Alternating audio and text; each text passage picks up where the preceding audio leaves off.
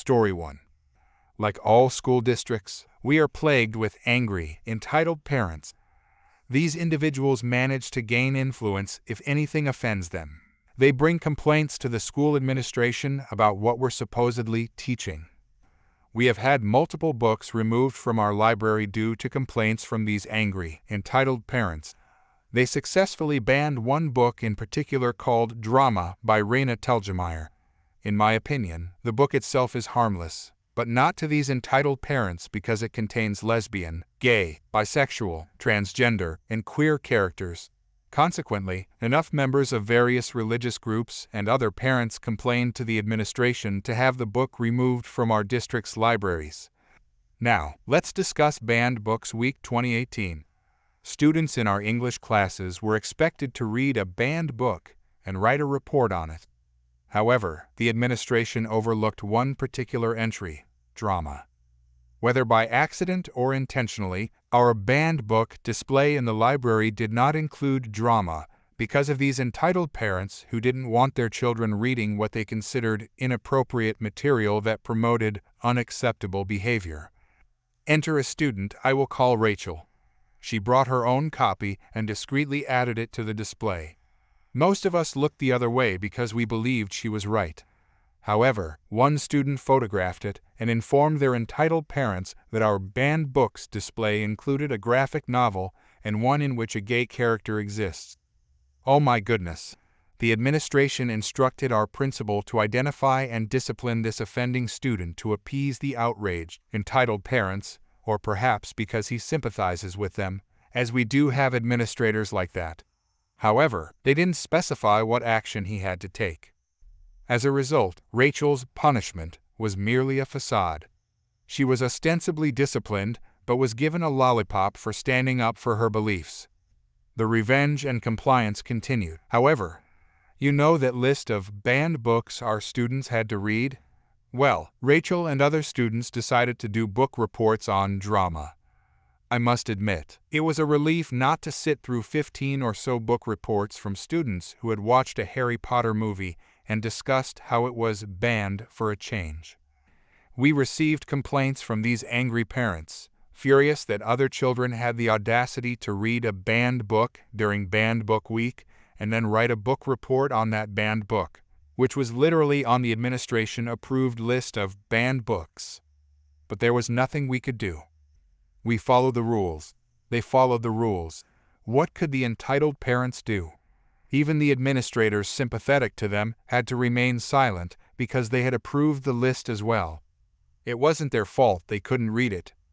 Of course, the administration tried to ensure it wasn't on the banned list the following year, but thankfully, they were outvoted in every committee and subcommittee concerning the material. No amount of angry, entitled parents protesting that other students shouldn't be forced to read or even acknowledge the idea that gay people are, in fact, actual people could get the book permanently banned. In fact, it wasn't until the COVID-19 pandemic occurred that we stopped seeing students with their own private copies, reading them in school or even outside of school grounds with nothing the angry parents could do about it. If their children tried to confiscate or destroy the book, they would be damaging that student's property. So take that, entitled parents. It's so satisfying when we can prevail against them, which is something you don't often get to experience as a teacher. Story 2. For this story, you need to know that I am the kind of person who will go to great lengths for a good laugh, as you will see below.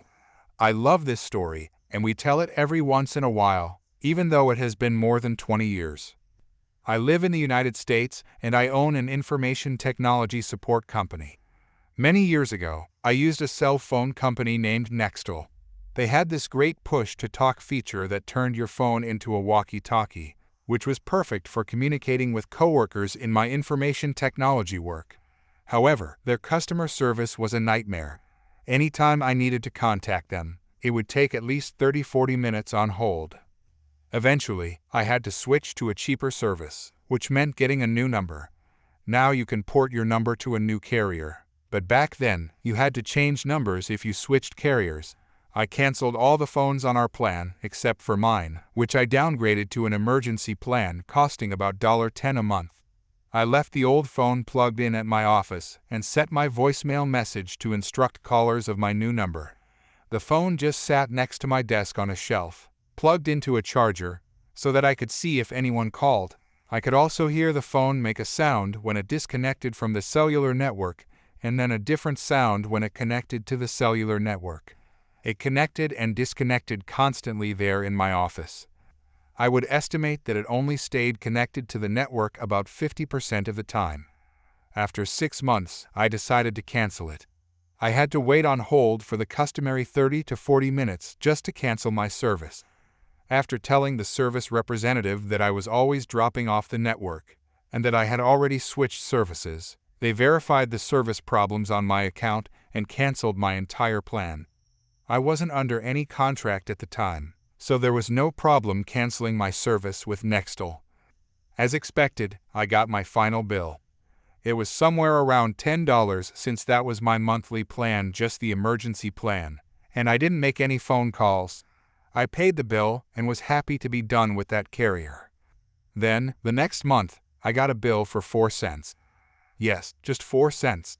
I figured it was a clerical error and ignored it, expecting them to write it off.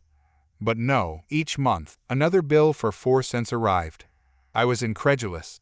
I checked the postmark and saw that the postage to send me the bill was costing them 10 times more than the bill itself, and they kept sending the bill every month. I could have paid the bill, but it seemed ridiculous to write a check for 4 cents and spend more on a stamp. After 6 months, I finally had enough and decided on some very petty, malicious compliance. I decided to invest the 40 minutes on hold to call Nextel to work this out. By golly, if they wanted my 4 cents, I would give them my 4 cents. I planned to wait on hold for 40 minutes and pay the 4 cents with a credit card, knowing it would cost them more in fees. I told my wife about my plan, thinking it was the perfect malicious compliance story. But my wife, the true master of malicious compliance, suggested an even better idea. Call and ask if I could make payments on the 4 cents, splitting it into 2 payments on my credit card. Oh my goodness, I was in the presence of malicious royalty. I called, waited on hold for 45 minutes, and finally got through to a representative.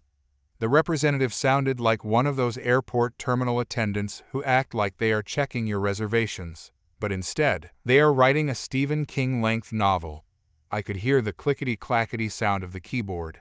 The female representative was constantly typing as I explained that I had canceled my service, but kept getting the final bill and proposed making payments. The representative, typing away, said she'd look up my account. As she typed away at her keyboard, I explained that I had gotten the final bill and that I would like to set up a payment plan to take care of the outstanding balance. I told her that I would like to pay half on my credit card today and pay the remaining half the following month. She was agreeing with me and typing away when suddenly she stopped typing and went quiet. "Sir," she said. "Yes," I replied. "Are you aware of the balance amount?" "Yes," I said. "4 cents?" she said. "Yes," I said.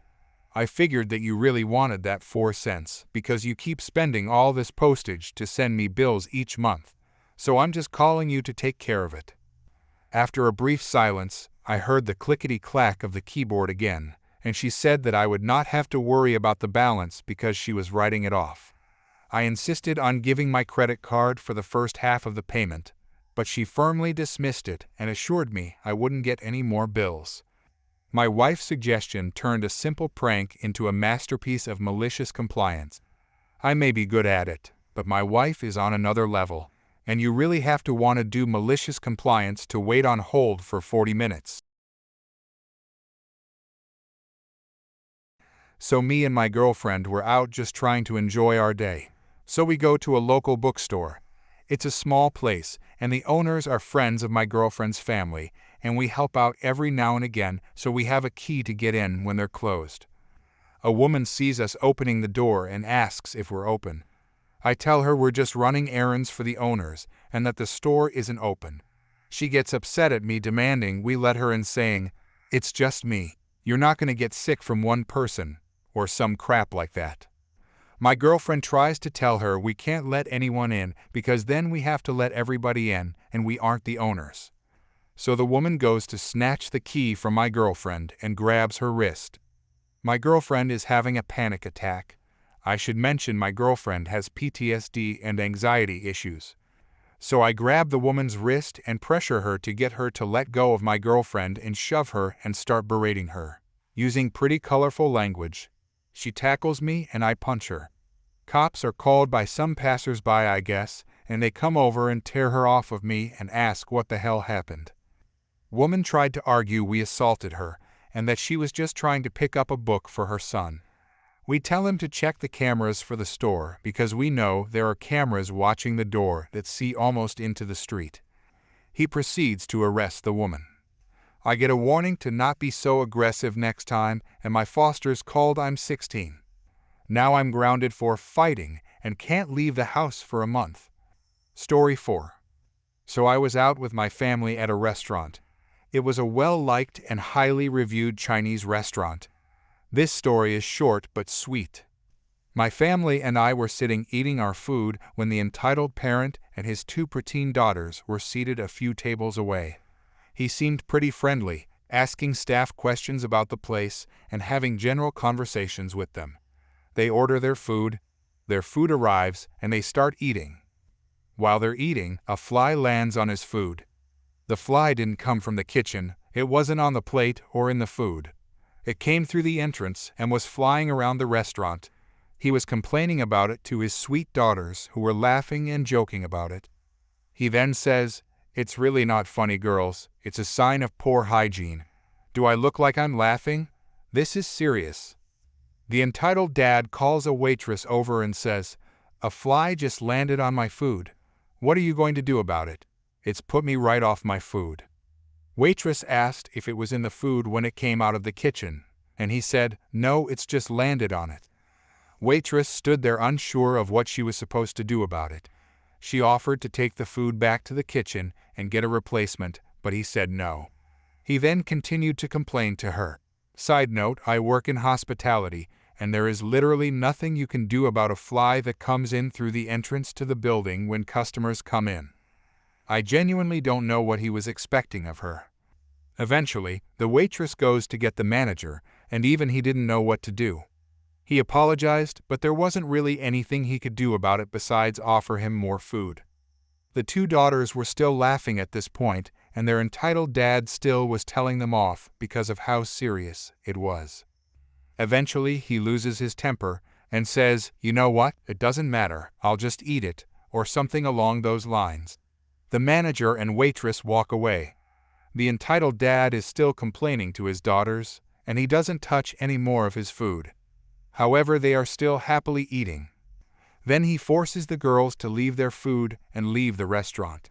He asks for the bill. Waitress, £35 please. Entitled dad, really? Do you really think you should charge me that much when I didn't eat the food? Waitress again stood there not knowing what to do.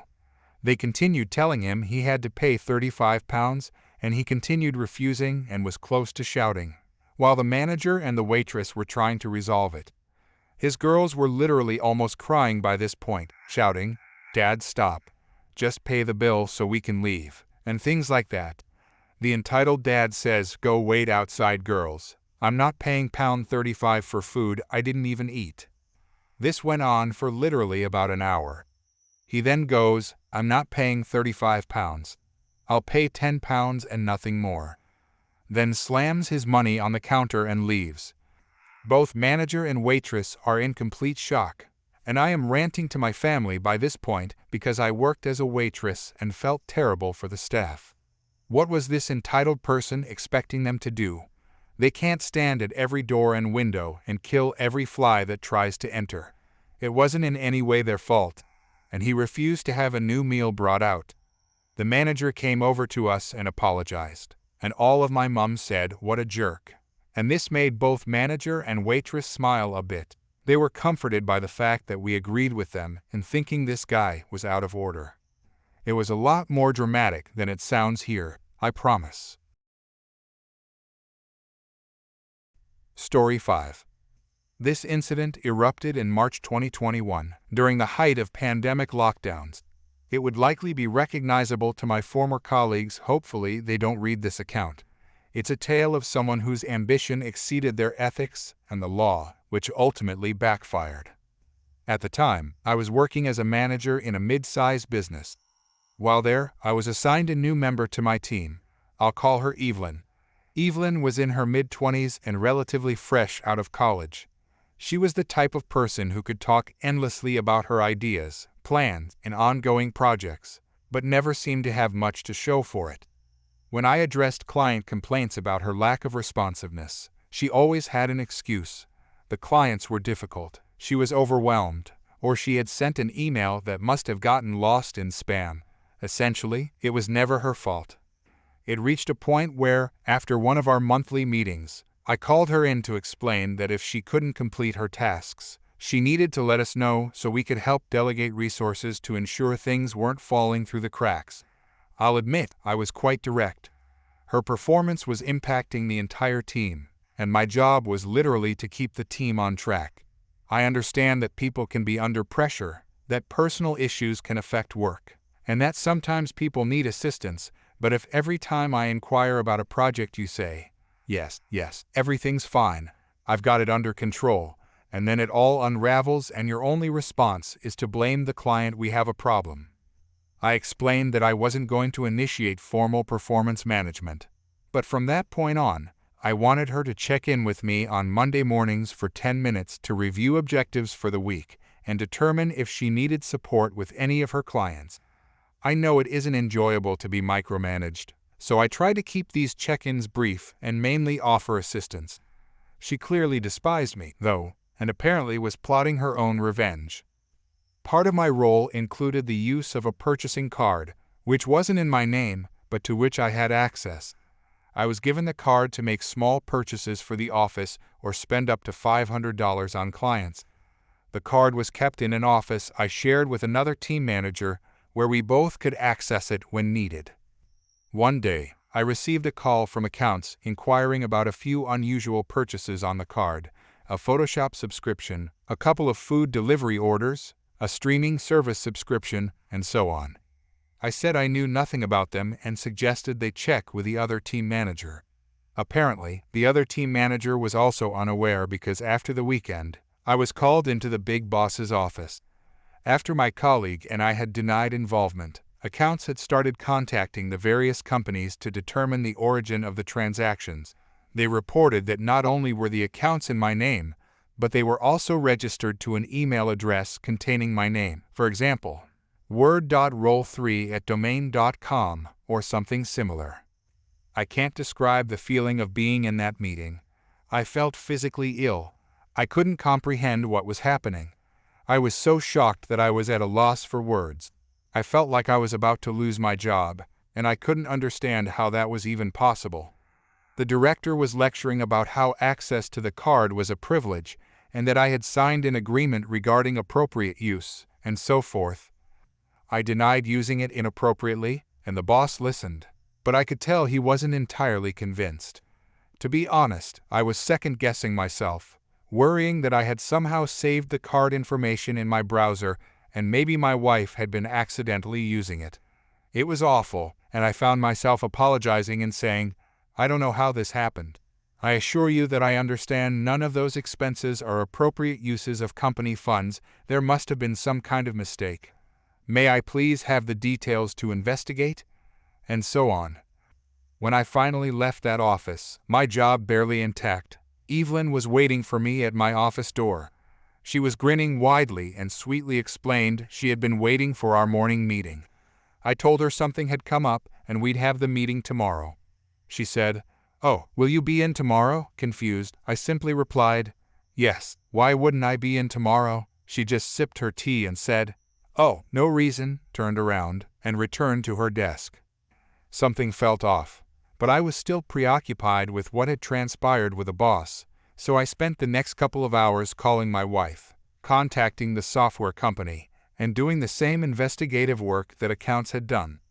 It became evident that someone had been using my name and the company card to spend money online. Had I been hacked? Was my personal information on the dark web? And these hackers just really wanted design software and fast food delivered. It was the food delivery that was her undoing. After getting on the phone and explaining what had happened, and obviously providing my name for the account, the representative told me where the food had been delivered. It was in our city, which immediately ruled out any notion of my data being sold online.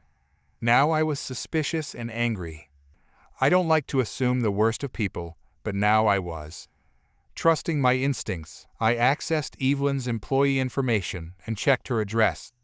I looked it up on an online map, marked her location, and then looked for the address the food delivery service had given me. It was on the corner of her block. I was furious. When she left work for the day, I got information technology to give me access to her laptop. Sure enough, when I opened her email account, under her listed accounts was word.roll3@domain.com. There were some aspects she had been clever about. The IP address she had been using was the office's, which would have tied back to me. She had even had the food delivered to a different address. She had even created a fake email address. But saving her passwords on a work computer was a mistake.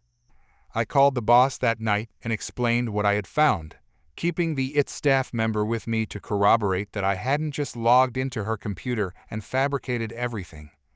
The next day, the boss called her into the office and terminated her employment so decisively that there were emergency vehicles lining up outside the building. When she left his office with tears in her eyes, I made sure I was standing in the hall sipping a cup of tea. It had gotten cold while I waited for her, but it still tasted sweet. I hope she went home that night because if she did, she would have received some nice farewell fast food delivered by the food delivery service. Paid for on my personal card, of course. Can revenge and justice be the same thing? In the end, she was fired. The boss apologized, and we were on good terms when I left in October for a new position. She never apologized, and I haven't seen her since. The boss decided not to involve law enforcement, and neither did I. We just didn't want the hassle.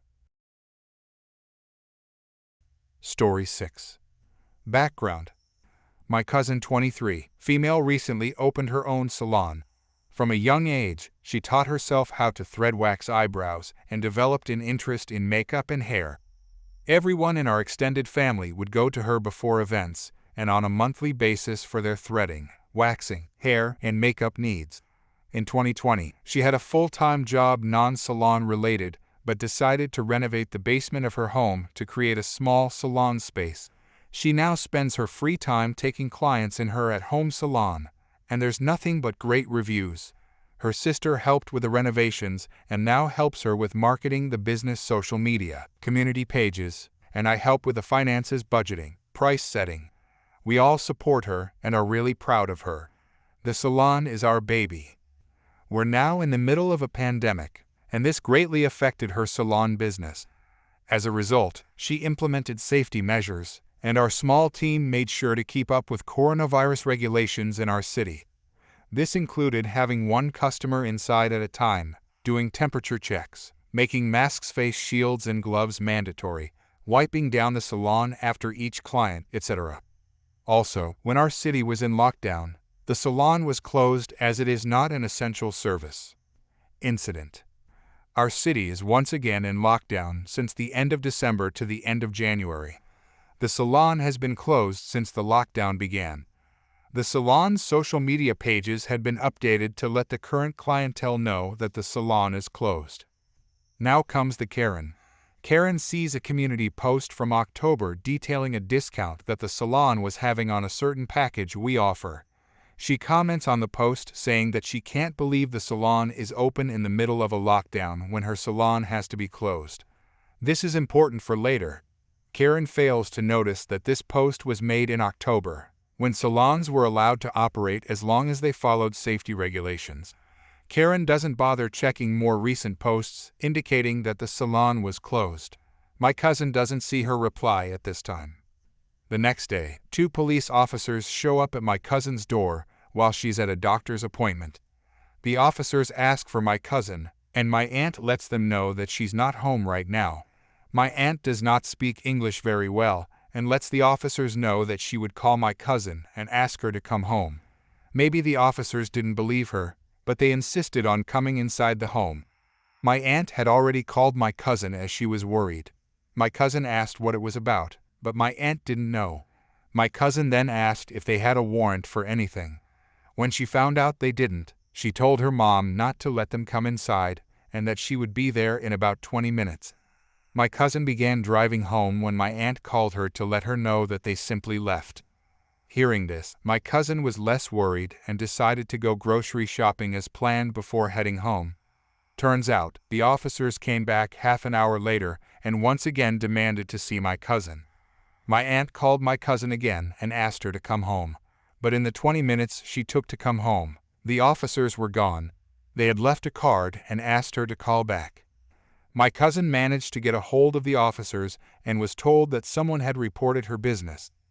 They claimed that she was operating during the lockdown and they had proof. My cousin knew this wasn't true as the salon had been closed for quite a while. By now, my cousin had seen the comment from earlier and mentioned that she knew exactly what their so-called proof was. But the post in question was from October. My cousin was very upset as this post was not even close to being actual evidence of her operating now, in January. She was also very upset that they insisted on coming inside the house with no cause or warrant when they could clearly see that my aunt does not understand the language very well. At the end of the conversation, the police officer apologized to my cousin, and we thought it was the end of it. You must be wondering how we know that Karen was the one who called the cops. Well, she told us. The next day, my cousin received a message she realized was from the woman who commented on the post. Karen decided to pretend like she's a customer. Karen, can I book an appointment? My cousin, hey love, we are currently closed due to the lockdown. Once the lockdown is over, we will be more than happy to book you in. Karen, oh my GF was there yesterday, my apologies. My cousin, you must have gotten the date wrong. The salon is not taking clients until the lockdown is over. Thank you. Karen, NP, but I didn't get the date wrong lol. I also know the police came due to you being open. Take care. My cousin, I'm not going to sit here and entertain your boring life. Maybe for a change you can find another hobby rather than spreading lies and wasting people's time, including the police's time. Or even better, find an actual job. Have a good night. Karen, I own my own spa that's closed as should yours be. My mom is the one who called the cops. You are not entertaining me at all. Go back to your own country instead of messing with ours. My cousin decided to block her at this point. My cousin was happy this was all over.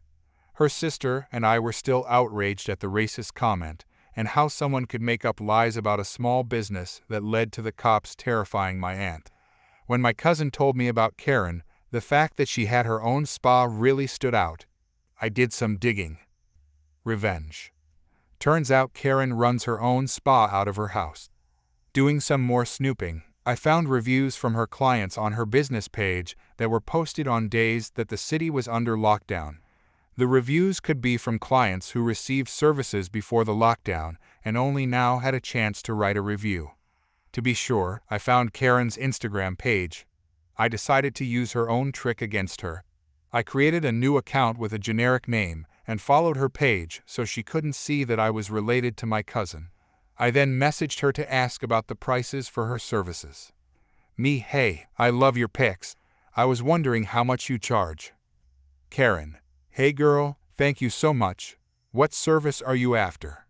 Me, I'm really interested in the BB Glow facial. Karen, that's awesome. My biggest seller for sure. Normally it's $125, but it's on BOGO, so you pay for one session and get two. Me, that's such a great deal compared to others. When is your next available date? Karen, where are you located? I can't have people come to me in lockdown, but I travel to my clients. Karen was not operating from her home location due to lockdown restrictions, but was traveling to her clients' homes, which is still against regulations. I then made up a lie about my home not having adequate space and asked for her address so we could meet up at my friend's place somewhere between her and my locations. She foolishly told me her address. During this time, I also tried joining other community groups that she was a part of. In one particular group, people in the community were promoting their small businesses. She had recently made a post about discounts on her services for the month of January. I immediately went online and submitted a report about her business still operating, including screenshots, her address, full name, etc. A few days passed by, and I had forgotten to check up on it as I was busy with life again. I saw the incident report number on a sticky note I had on my desk and decided to check in. Apparently, this was not Karen's first offense. Karen had already been fined $750 for having a client in her home during the first lockdown in my city. After being fined, she decided to change her business model and go to the client's home instead. Now, she was fined $10,000. I was still following her on Instagram, so I decided to check it out. She had gone on a rant about how she was going to do very bad things to the person who reported her. She also mentioned that she was no longer allowed to run her business. I'm not sure what type of ban the regional police put on her, but I immediately deleted the account and exited the groups I had joined earlier. At the end of the day, Karen got what she deserved, and I fulfilled my dream of pretending to be Sherlock Holmes. Story 7. It was just another Thursday afternoon, or so I thought, when I decided to take my 4-month-old baby out for a little shopping spree. The weather was lovely, my baby was finally taking a nap after a fussy morning, and I felt like I could conquer the world, or at least the local grocery store. Pushing the stroller inside, I found myself humming a tune, basking in the peace that had eluded me all morning. My sister, who had decided to accompany us, shared my mood. "Hey, I'm gonna grab some things from the other aisle. Need anything?" she asked, ready to venture off on her own. "Nah, I'm good here.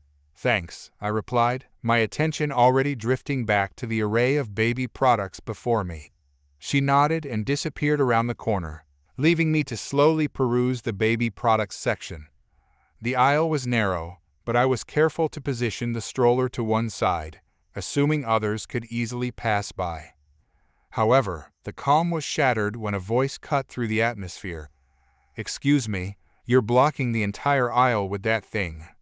The harsh tone spun me around, and I was met with a sight of a woman in her mid-40s, hands on her hips, glaring at me with undisguised irritation. For simplicity, let's call her Karen. "Oh, I'm sorry, I thought there was enough room. Let me just," I began, startled by her sudden aggression. But Karen didn't wait for me to finish. With an action as shocking as it was unthinkable, she kicked my baby's stroller, hard.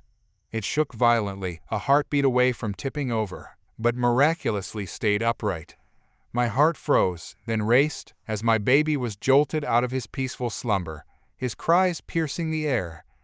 "How dare you!" I cried out, my voice mixing with the cries of my baby. The fear for his safety turned quickly into rage. "You're in the way. Your baby shouldn't even be here," Karen shot back, unrepentant. Without a second thought, driven by a primal mama bear instinct, I lunged at Karen, pulling her to the ground. The world narrowed to the sound of my baby's wails and Karen's shouts. Store staff were quick to intervene, pulling me away from Karen as a crowd began to form. My sister rushed back, confusion turning to horror as she took in the scene.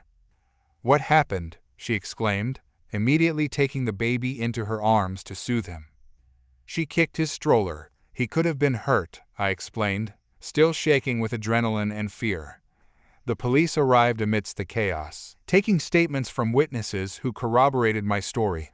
Karen, still protesting, was arrested for her actions. The store manager approached us, apologetic and concerned, offering vouchers and assurances that Karen would be banned from the store.